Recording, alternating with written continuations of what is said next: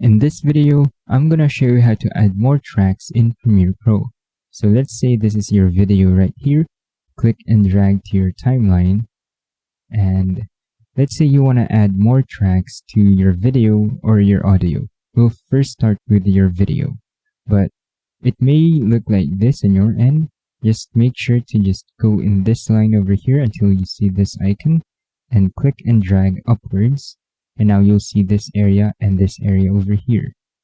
Now, click on your video and go upwards until you're out of bounds of the line, where it's like way more darker. Now drop it there. And now you'll see that it added one more track for the video. Let's say you want to add more track for the video. Just add here. And you can stack more tracks in here. Let's say you want to add more tracks for the audio. Same thing goes for the audio. Just drag your audio to this vacant or way more darker area over here.